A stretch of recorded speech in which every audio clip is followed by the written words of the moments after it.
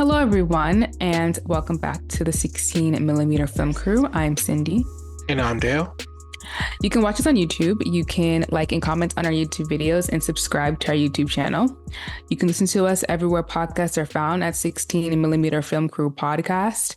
And you can visit us on our website at www.16millimeterfilmcrew.com. This week, we watched Hitman, directed by Richard Linklater. Here is your synopsis. Professional killer Gary Johnson breaks protocol to help a desperate woman trying to flee an abusive husband and finds himself falling for her. This movie stars Glen Powell, Adria Hona, and Retta. So, Dale, what are your thoughts about this film? I thought this is like outside the norm for really a Richard Linklater film in a way. Um it does have those elements there because it's kind of dealing with the psychology of people and how they adapt and change, which if you watch his movies kind of do deal with those themes a bit.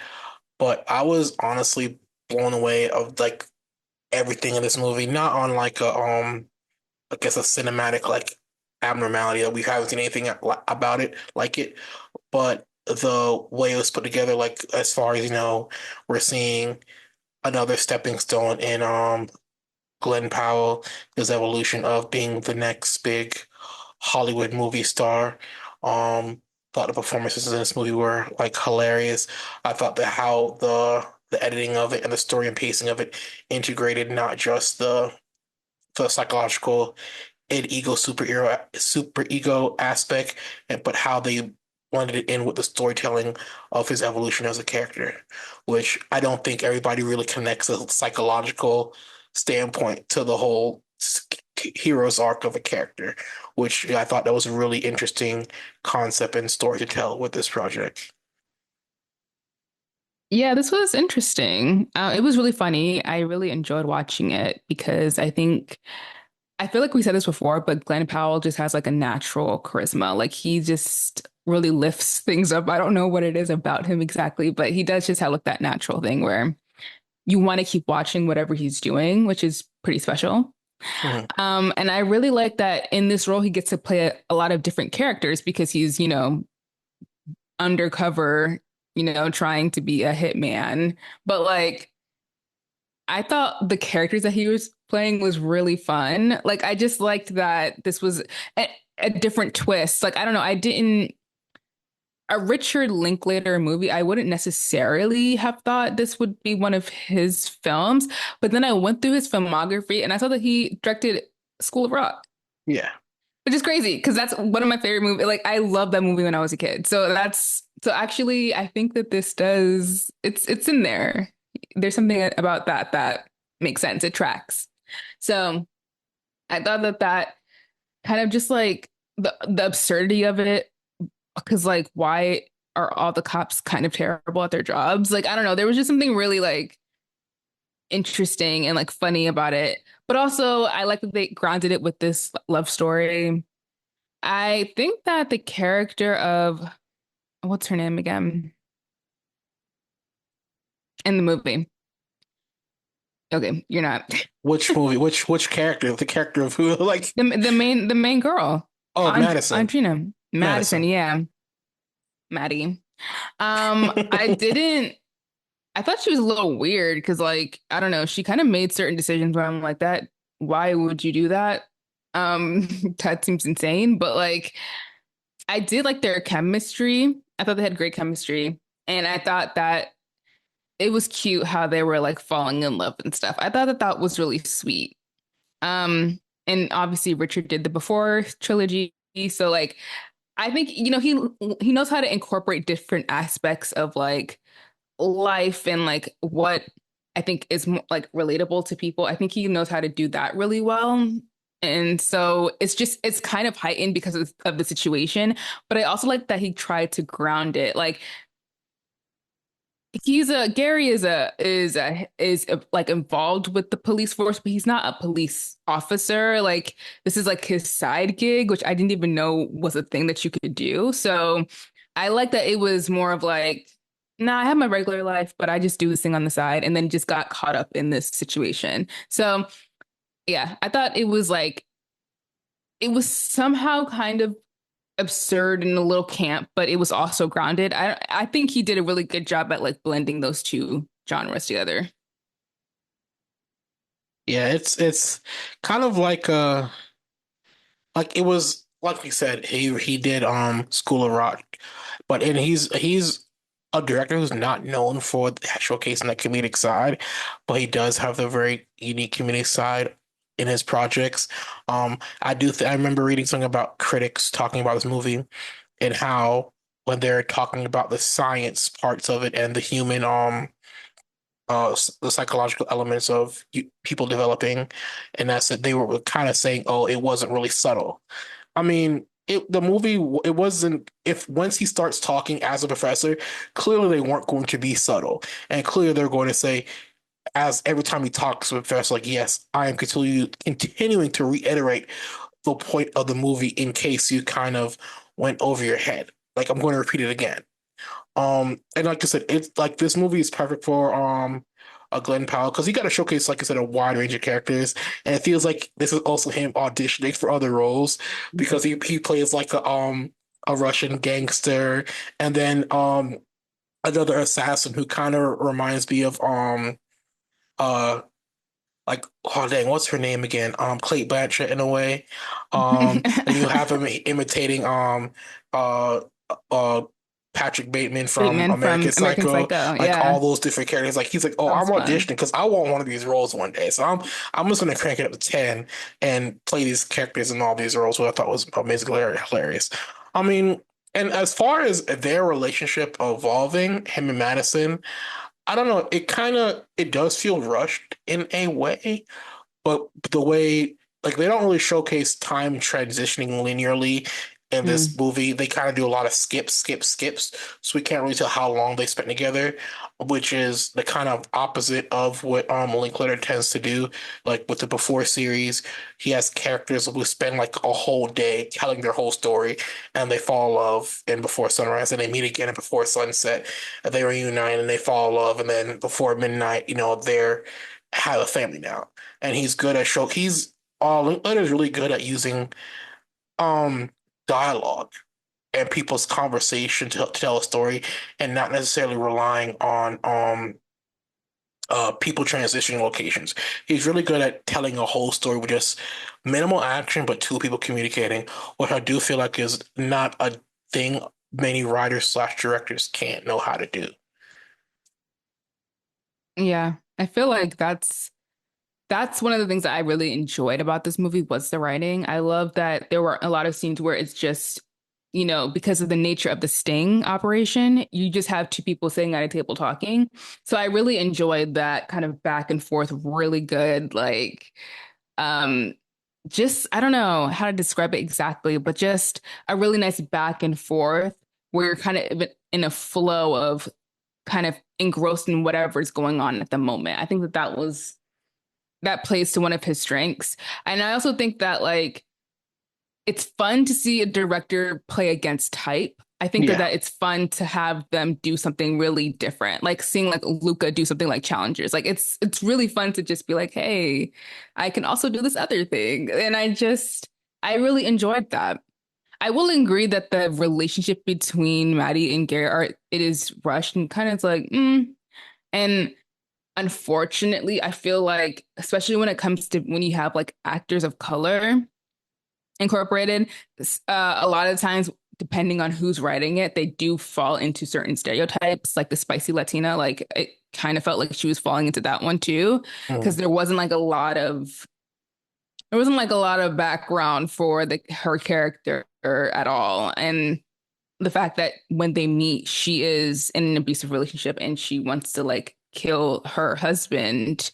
It's also giving like kind of white savior. So I mean, and listen, like these stereotypes, a lot of times they're just going to be there, and sometimes you could subvert it. I think in this case, the white savior thing wasn't really that big of a deal because it's like I mean, he did get her out of the situation and just helping her change her mindset a little bit and not like arresting her or like leaning into it so she would get arrested. But I also think that she was.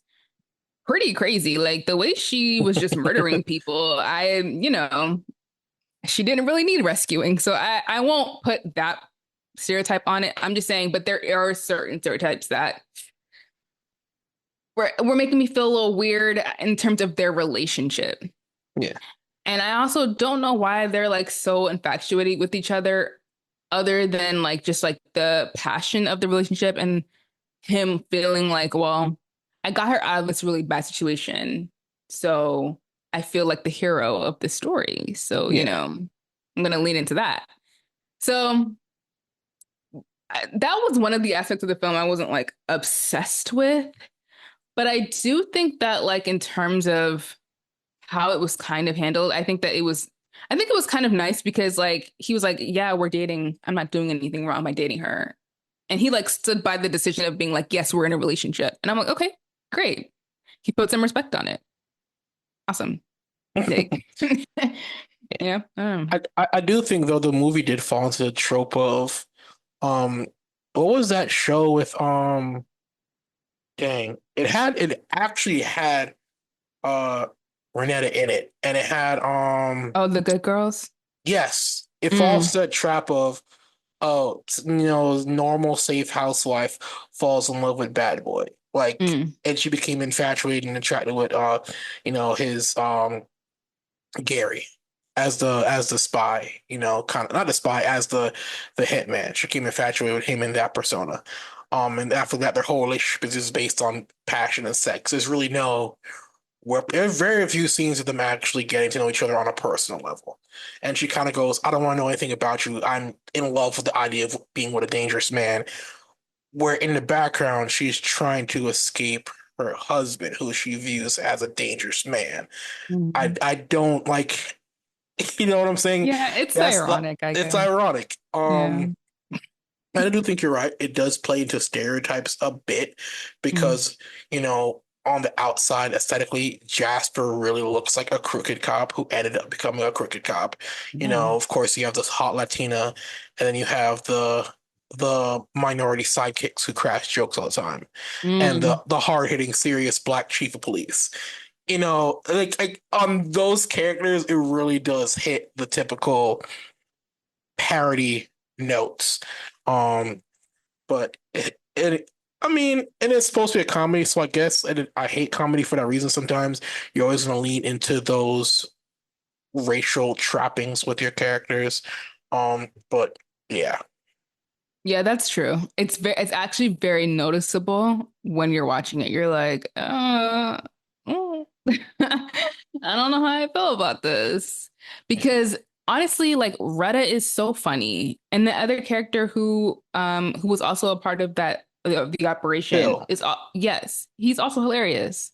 So it's not like I mean, it is kind of playing to their personal strengths because I think they're comedians. Or well, I know Retta is a comedian. So like yes, that it makes sense for them to be in those roles, but also, the story isn't really centering them or giving really them any space to like be fully fleshed out. Like they really are just there for the plot. Like that's what they're there for. So it's a little it's a little disappointing, I will say. Like it's kind yeah, of unfortunate. And maybe people who have watched this film, because I think it came out last year, um, came out last year at Venice in yeah. September. Yeah, Um, maybe audiences who aren't, yeah, maybe they didn't pick up on those things, so yeah, it didn't hit them that way. But when you are this way, you are always going to see it. yeah. You will. That's the thing. This movie felt like a very much like it felt like a movie Brad Pitt would have probably did 10 to 15 years ago. Yes. So, I yeah. know exactly what you mean. Oh, Yep. yeah, okay. I thought I'd have to explain it, but you got exactly No. what I meant. But okay. Yeah. Yeah. Well, he did a movie. Was it with the Coen brothers? Is it Burn after reading? Burn After Reading? Yeah. Maybe it feels like it's in like the Yeah. same wheelhouse. But yeah, no, I totally get what you're saying. Um, So yeah, that was interesting. But to go back to what you said about the characters, that was probably my favorite part of this was like watching him do a whole bunch of different things. And you might be right. He might be like subtly trying to audition for other movies and be like, "Hey, I can do this." My Yeah. favorite was, well, they said it was like the Tilda Swinton. That's what the actor said. That's what Yes, the that David was Bowie yeah, yeah. I don't kind know of why. vibe. Yeah. Obsessed with that. I was like, oh, I wish he had spent some more time with this. And also, he does such a great English accent. I didn't even know that he could do something like that. See, he was onto something with this one because I think he like produced it. Yeah, he produced it alongside Richard, and And I wrote feel it. like yeah, and wrote it. And it's like he knew what he was doing with this movie. He was like, listen, I'm probably only going to be seen as a certain kind of actor. So I'm going to do this other movie with my fellow Texan, and you're going to see that I can do way more stuff. So, like, Yeah. it was smart on his part. So I get it. But I really enjoyed that because, like, and also, like, the conversations that were happening in the courtroom when they were like, he is the reason, like, he is so terrible. Like, why would he trap these people in this, like, little scheme? And it's like, first of all, these people wanted to kill people. Like they were willing to pay for it. So they are guilty. Yeah. But I really I enjoyed him kind of playing different, like if you had the ability to be other people or to be like whoever you wanted, which was this other character who he kind of invented. Um like you would probably do it because it helps. I feel like it kind of helps you not develop, but just like explore other parts of yourself that you probably didn't know were Mm. in there and have some type of wish fulfillment of like who you wish you could be. Because in the beginning, him and his ex-wife were talking about like they're talking about relationships, but I think in the classroom they're talking about like, you know, living your life to the fullest. Yeah. And it seems like Gary was not doing that with his cats. So He this was was his contented. opportunity. Yeah, this was his opportunity to really go for it. Yeah. Okay. So, no, I mean, there's nothing wrong with being contented with life, but sometimes, a little spice here and there adds to it. Like, I guess his spice was just being a surveillance guy for the police, and then he ended up being this fake hitman who was better at his job than the undercover cop actually is, because he actually studied and put effort into it, and becoming he started to he himself be involved with the fantasy of being somebody else. So Yeah, I thought that was fun. It was a nice little case study. yeah. So, yeah, I enjoyed this movie. I thought it was fun. And I don't know if a lot of people are aware of it or have actually watched it. I mean, it's on Netflix, but I'm not really sure in terms of the reception how this movie did. I'm not sure. I think one person who I know in the film circle, whatever, he said that he liked it, but it wasn't like his favorite thing.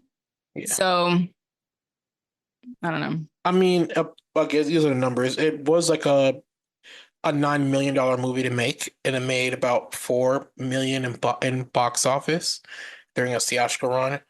We don't know how much, Netflix paid for the rights to stream it. Netflix probably paid about 10, the production budget plus. Yeah, basically, Netflix probably paid for the production budget for the rights to stream it on its platform. But once again, Netflix isn't just going to disclose the actual streaming numbers for their project.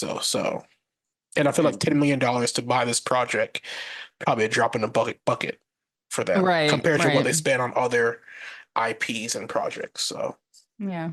But I'm glad this movie exists because it is kind of like a mid-budget movie. Or actually it's yeah, a low-budget movie. It's yeah, they made low it for 9 budget. million. Yeah. Yeah, I'm glad it's here. yeah, You know, I'm never gonna hate on a movie that's just out here doing something cool, like an yeah. original. So There's always space for the mid-budget pictures. So mhm. just wish they weren't just stuck on streaming platforms though. So Yeah, that's the thing. We gotta get them not only in theatrical run, like have them do theatrical runs, but have them do like real ones, like extended ones, not yeah. when they're in the theater for like 3 weeks. So moving on to the news and light, box office here over the 4th of July weekend. It's kind of one of those weekends where the box office reports actually start earlier. And so your typical weekend. Kind of starts in the day of the holiday, July 4th, kicking off the past weekend. Um, Despicable Me drew in $122 million in its opening, whereas Maxine, the third movie in this trilogy, uh, got I think about $6.7 million. So, but I guess also word of mouth online has increased Maxine because a lot more people are talking about it. I've never seen any of these Mia Goth movies. I don't know. I would, if you have, let me know if they're good. Horror is not really my wheelhouse anymore, but I guess the word of mouth online, everybody talking about her and her performance in this whole series is also playing into more box office viewings for that picture. So, Yeah, I have also I've seen X and Pearl through proxy. I have not mhm. watched it personally, but I've watched other people watching it. And I feel like Pearl was like an internet sensation. Like people went crazy when that movie came out. Um, but I've heard that Maxine people are having a little mixed reactions to it. I'm not really sure how that one's landing, but Mhm. I think what's even it, well, not crazier because Despicable Me is for like families, but it seems like those movies are not good. So, but they are making like bank at the box office. So it's interesting. There's a couple of bigger films coming out this month. So we'll see how that Despicable Me does in comparison to the other films. Is Inside Out 2 still doing okay, or has it like dropped precipitously? I'm not sure yet. People are still kind of uh unsure about it. I mean, it's doing well on Rotten Tomatoes and stuff, and Rotten Tomatoes is at 90%. IMDb is at 8 out of 6. We'll see. I mean, it is so far budget was about 200 million. Mm. It's made about 1.2 billion dollars so far. So Oh yeah. yeah, it's doing great. Okay, Yeah. well, if they're still doing good, if Miss Amy's still doing well, I'm fine with it. Moving on to the news, it has been reported that there is going to be a Devil Wears Prada sequel. It's now in the works. Now, who's involved in it, who's going to direct it, what it's going to be about, none of that has been discussed yet. There's no response on those questions. But apparently it is happening. Which, I mean, Anne Hathaway, Meryl Streep, and Emily Blunt did like a thing at the SAG Awards this year where they all kind of came together and like relived a little bit of that. But I don't, the thing is like, I don't think that a Devil Wears Prada sequel is a necessarily bad thing. I feel like the fashion industry is interesting enough where you could make another movie about it. Maybe not structured in the same way, but like something involved in that world. But I also feel like if you watch The Devil Wears Prada, because which I watched it like 2 days ago, not knowing anything about this sequel, but I just wanted to watch it. But I feel like there are a lot of problematic-ish things that go on in that movie in particular. Like it's very much a product of its time, but it was also amazing. Like it's such a great film. And I don't know, again, it's one of those things where it's like, don't touch things that are already good. Yeah. But if there is some kind of world where it could be done in a different way, not necessarily better, but just differently, maybe, I don't know. I think it's just the studio wanting to capitalize on like the nostalgia of it, but I don't know how to feel about this one yet. Yeah, when it was first reported by Puck, it kind of said like, I guess Anne Hathaway and Meryl Streep's characters are still working at the Runway, the magazine from the first movie, where Emily Blunt's character has now moved on to be an executive at a brand that advertises in the magazine. So there's a lot of stuff at play there. Emily Blunt has left and has become the more successful two out of the assistants, I guess. But Anne Hathaway also said she doesn't think a continuation of that story is ever going to happen. And she's right. You kind of do want to see where I guess Anne Hathaway's character ends up post Where's Prada if she takes up that role that was, left by Meryl Streep's character, or where Emily Blunt's character has gone, but it's not necessary. I think it kind of might end up being kind of like a Mean Girls kind of spinoff where it's Mm. within that same world, probably where Anne Hathaway is now an executive, but it's two different characters now holding the reins. I don't know. Yeah. I don't want any of the original actors to be in the sequel. Yeah. That's my personal. I don't go back and try to do it again with the same people. I feel like if Yeah. you're gonna do a sequel, have it be completely different Yeah. cast. Don't Yeah. even maybe not even do it in New York. Maybe just Yeah. do it like in a different city. Yeah. And if they do show up, they can't be the principal characters. They need to be like now relegated to being side roles Mm, within whatever organization these characters are working on, where they only show up on the screen for like 5 minutes at a time or less than mm. that. Yeah.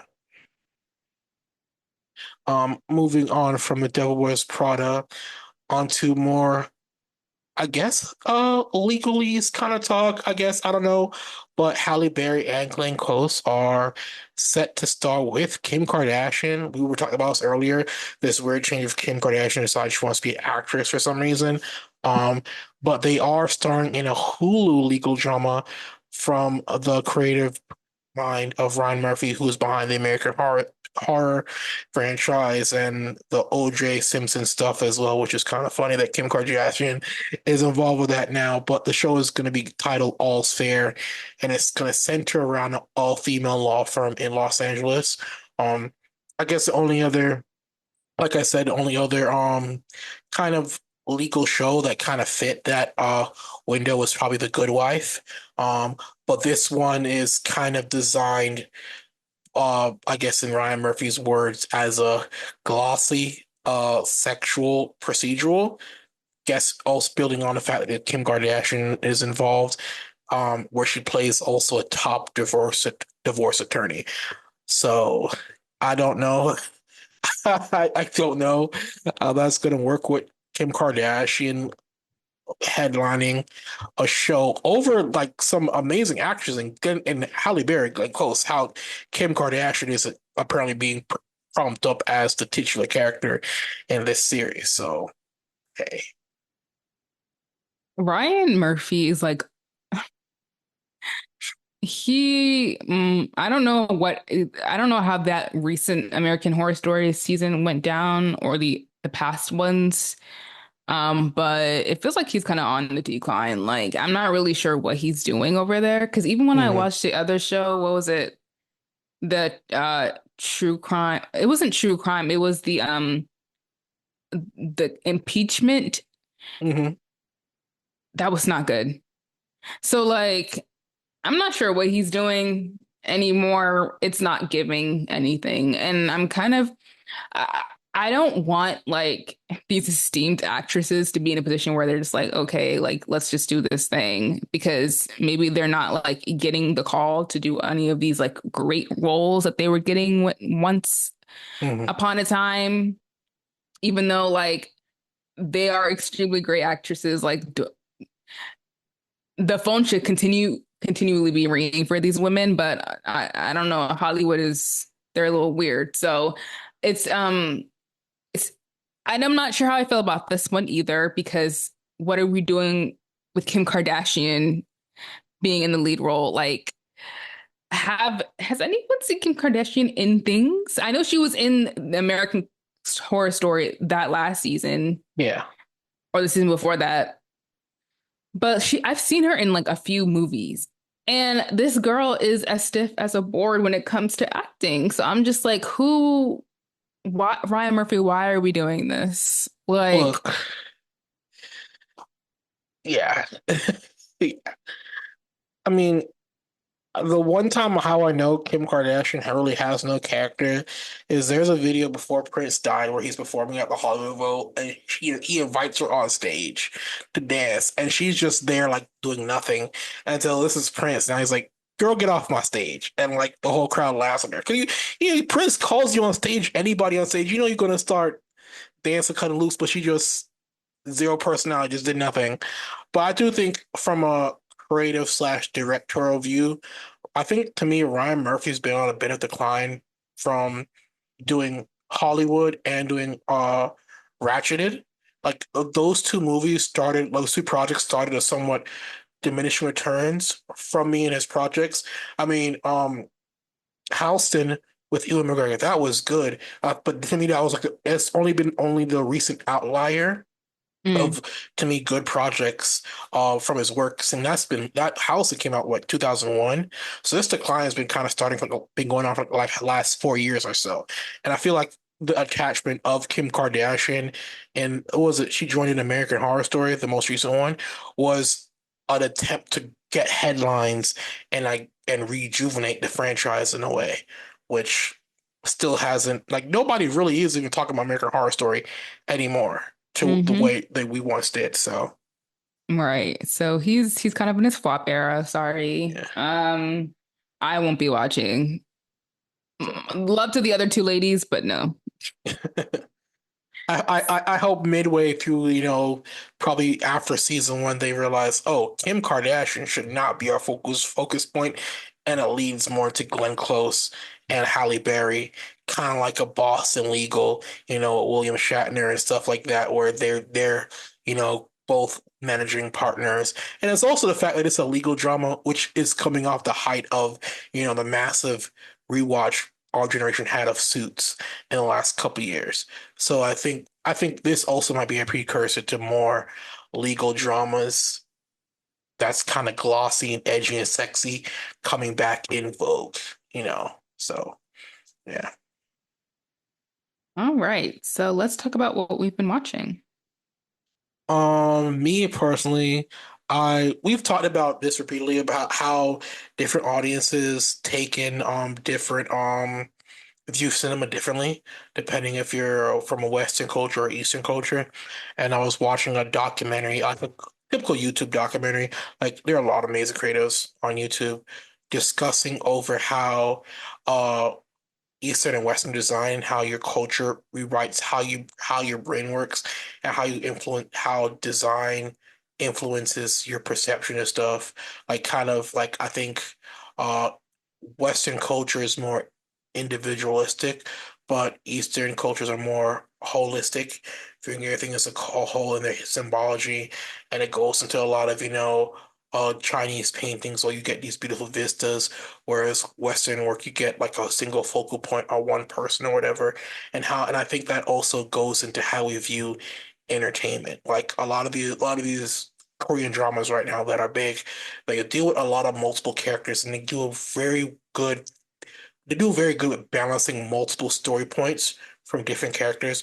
Whereas when you see Western media try and do that, they fumble at it very well. We're really good at one person is your focal point, which is funny. We're talking about Hitman, and we talked about the auxiliary characters recently not being really a part of the story. Like they'll focus only on this one person, whereas Eastern cultures they're able to hit everybody. Everybody kind of gets it, even though there's one main character everybody kind of still works within symbiosis with the main character and still gets featured a lot. So, but yeah. It's cool. Um, I watched, my friends and I are doing this kind of movie club. So we're like picking two movies to watch each month. And the one of the recommendations was a movie called Forgotten, which is a Korean film Mm, that came out in 2017, I think. Um, that movie was a mess, like an absolute mess. Like it's like depending on how you look at it, it's either just like a complete disaster or it's like camp. mm, I took it more of a campy road because just of how it was, the whole plot was so convoluted and there were so many plot holes. And it was kind of just like, I have to laugh at it at this point. Because if I think about it too hard, I'm going to get upset. So I'm just not going to get upset. And I'm going to have a good time. Um, it's basically about this guy who realize who like moves into this new house and something happens with his brother and his brother's gone and then his brother comes back and he's like a different person. I saw that. I You saw a seen clip of that that? on you. I saw a clip of that on YouTube, like a trailer of it, or like is he could like his brother comes a different person or whatever. Mm, And yeah, okay, I know exactly what you're talking about. Yeah. yep, that one. You know what? I feel like if you want to watch it, you should watch it. Like not because it's good, but because I think it will elicit some type of response in you. Like I don't know. You'll either love it or hate it. It just depends. But like it is it's ridiculous. It's truly ridiculous. And so like not what I'm used to in terms of like Korean films. Like the ones that we've watched have been excellent. So like I kind of didn't think, but I'm like in terms of the whole ecosystem of movies, you Mhm. have your great ones and then you have your mid ones and then you have these ones which are just like, what? How did we get here? So yeah, it was entertaining kind of because it was just so ridiculous. But yeah, so I watched that and I watched some really good video essays on YouTube. A creator called of Stories of Old or something like that. Stories Untold. No, it's something of that space. And he did a really good video essay talking about like I guess the state of cinema and just the fact that like we that it's like certain movies are just easier to watch. Like there are certain movies that you just play on in the background while you're doing other things, and that's kind of become the norm. But it Mhm. started off with a lot of people on TikTok just being like, why are all these actors saying that they love all of these like highbrow movies? Like, why can't you just say that you like Toy Story or whatever? Because how Letterboxd has that um for movie challenge that they give to actors, Yeah. and it's always like some obscure, German film or something. Like it's never like, oh, I don't know. I like Barbie or whatever. Like he was discussing some of that of like just where we are, like why can't we just I feel like there is a type of film that are like actory films or Mhm. like, very serious movies. But I think people want relatability. This is not my opinion. This is what the guy his hypothesis. But he was just saying like that people want relatability and they want something that's kind of easy and that kind of just gives that kind of affirms their own viewpoints and stuff like that. And movies like Tar or like Anatomy of a Fall, Zone of Interest, Killers of the Flower Moon, even Oppenheimer, that are very challenging in terms of like the subject matter. Like you're Mhm. seeing stuff that like you might not agree with, like that might not align with your political views, but like it's challenging you and challenging your perspective on things. And we need those kinds of films as well. But those films are, not the ones that are getting talked about on TikTok or they're being categorized or as either good or bad. There's not any room for nuance and stuff. So I thought it was a really good video essay on that because it was just like, yeah, I feel like I've done that too, where Mhm. I'm just like, I don't like this film because it's not, Yeah. what I want to watch. But those movies are like a really good example. May December as well, like a movie that I actually really liked, but it was precisely because it wasn't affirming my views. It Yeah. was like, you know. So, anyways, great video essay. I think it's of story. It's of stories of. Oh God, I'm gonna figure it out because I feel like people should watch this video. But yeah, and then I also Yeah. watched Hot D because of course I did. So good. Yeah. Like now you mentioned that how people want to be affirmed in their cinematic um choices. Like, yeah, there was like a thing this weekend over like this guy was like made a joke about showing his girlfriend Vice City. Once again, Vice City's not Vice City, Miami Vice. Miami Oh, Vice is kind of in the vein of literally Tenant Heat, where like it's just you turn on, it's a vibe, you enjoy it. Like the story doesn't really matter. It's the speedboats, they're in Miami clubs. Colin Farrell is playing a undercover cop with Jamie Foxx. just vibe with it. And this girl went on this long tirade about how this movie's crap and blah blah blah blah blah. And everybody was like, just let the dude enjoy what he likes. Like nothing has to be Mhm. like this big cinematic masterpiece. But I also feel like what you said is some people want things, the idea of not being relatable and picking this far-flung movie that communicates ideas you can't associate with.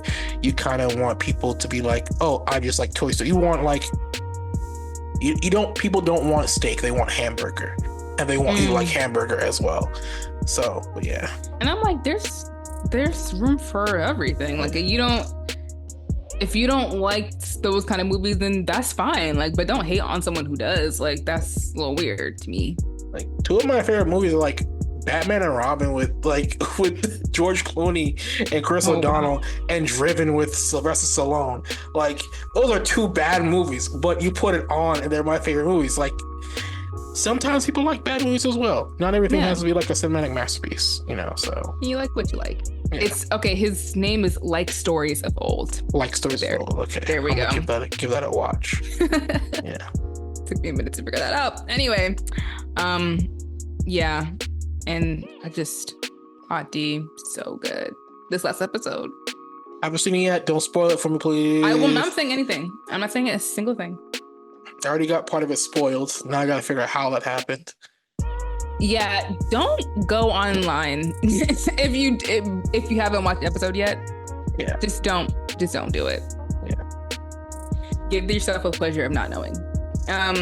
Anyways, that's it from us this week. We hope that you're all doing well. Make sure to check out all of our social media, support us if you can, and we'll see you guys in the next episode. Goodbye. Au revoir.